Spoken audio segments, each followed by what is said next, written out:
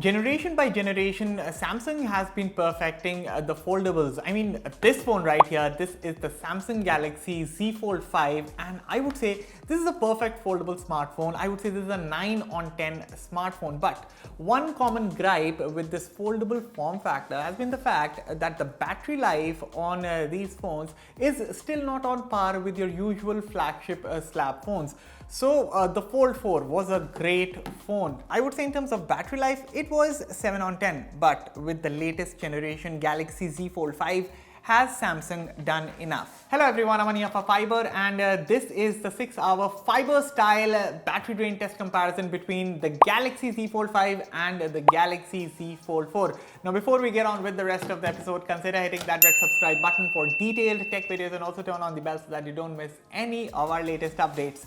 With that said, let's get started.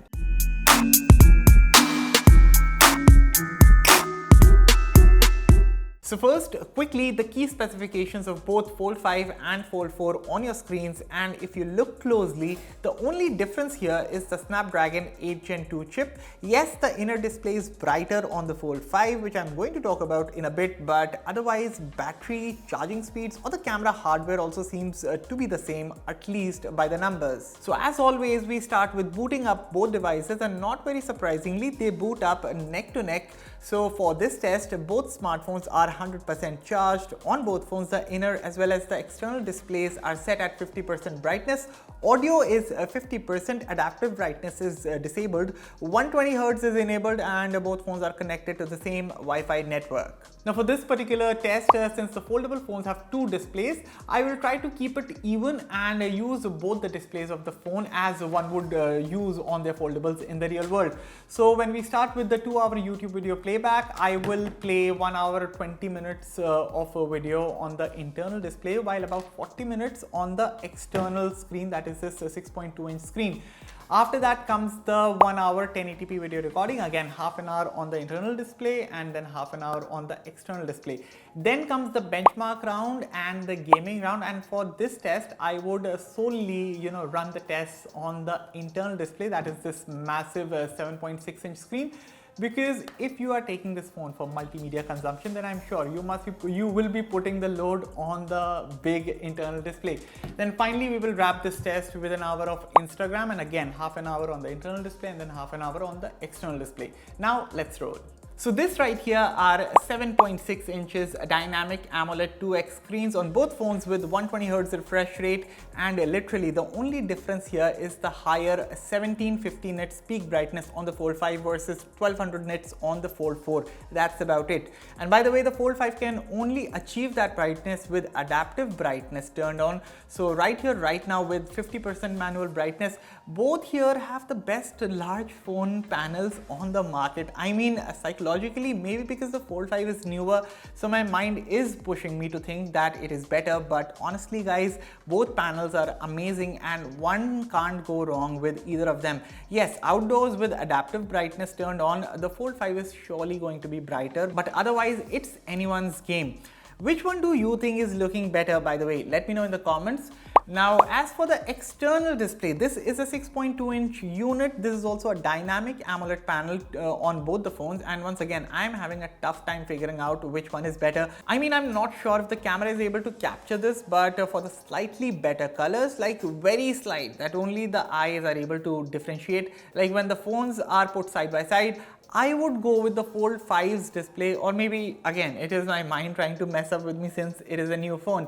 But yeah, we are around the last leg of the round, so first let me unfold the Fold phones, and now let's fast forward to the 2 hours mark. And wow, this is too close. So the Fold 5 is currently leading with 87% battery, but the Fold 4 is right behind with 86% battery left. Now it is time to record an hour of 1080p video on both smartphones, and while the phones do the recording, here are the camera specs. So when it comes to the megapixels, both the Fold 5 and Fold 4 have a 50 megapixel primary rear OIS camera paired with a 10 megapixel telephoto camera and a 12 megapixel ultra wide angle camera.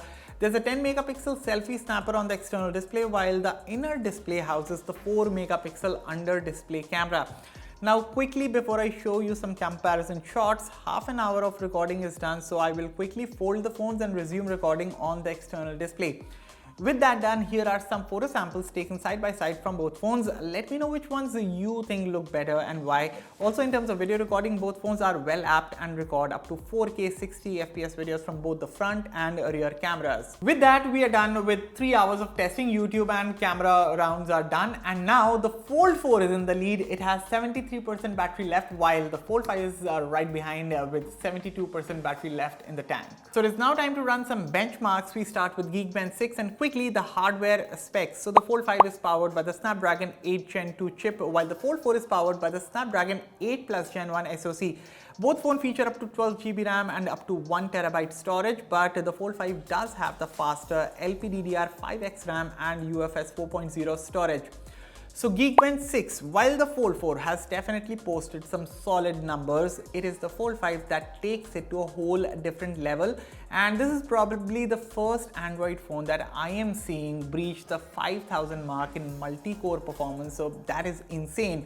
Similarly, in Antutu also, the Fold 4 posts a pretty respectable score, but the Fold 5, staying true to what the Snapdragon 8 Gen 2 chip is known for, posts way better numbers, over 200,000 more than the Fold 4, and just look at the GPU score, guys, again insane.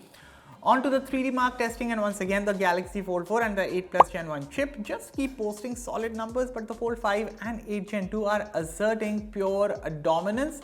Finally, in the 20 minutes CPU throttling test with both phones set at 40 threads, both phones didn't show any major signs of throttle. They posted very similar results. Of course, the Fold 5 did slightly better, but nonetheless, it also goes on to show how well both the chips are optimized. So here's a quick breakdown of the benchmark scores of both phones on your screens right now. You can pause and take a look. Okay, before we go any further, 4 hours of testing is done, and still the Fold 4 is in the lead with 45% battery left, and the Fold 5 is currently at 43% battery. Let's go ahead.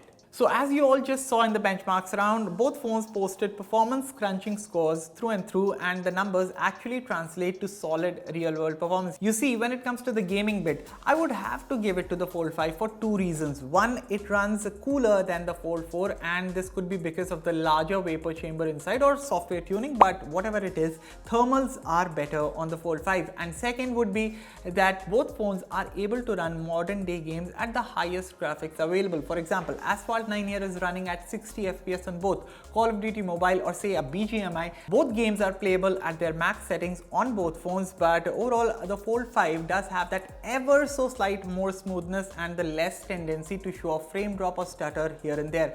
And by no means I'm saying that the Fold 4 is a slouch, it is just that the Fold 5 is again slightly better. Okay, now we are a little over 5 hours done with the test, and while the Fold 4 has been in the lead for 2 straight rounds, the Fold 5 is now back in the lead with a 26% battery left, while the Fold 4 has now 24% battery left. So now it is time to run an hour of Instagram on both phones, and as you can see, for the first half an hour, I'm going to run Instagram on the external display.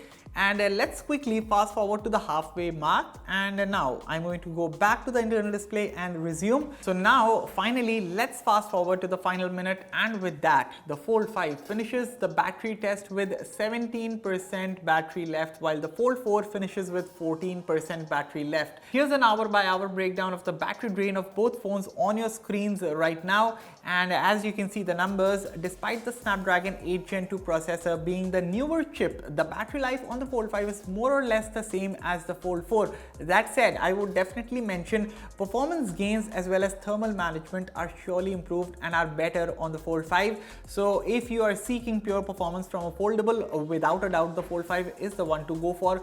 But even if you are a general consumer and you want a phone for daily use as well as a fashion statement, in that case also I would suggest going for the Galaxy Z Fold 5. Because looking at the current scenario, and I'm guessing this will be the case until Diwali, that the prices of the Fold 5 and the Fold 4 are almost the same like right now. And if the prices are the same, then why not simply go for the newer model? I mean, unless and until some major sale drops in, then the Fold 4 might become cheaper. But if the prices are the same, then just go for the newer model, that is the Fold 5. In fact, with offers and discounts right now, the Fold 5 is actually turning out to be a better deal over the Fold 4. But yes guys, that's about it for this battery drain test comparison between the Fold 5 and the Fold 4. Let me know your thoughts about both these phones in the comments below, and as always, for all the latest in tech, stay tuned to Fiber. I'll catch you all in the next one. Thank you for watching.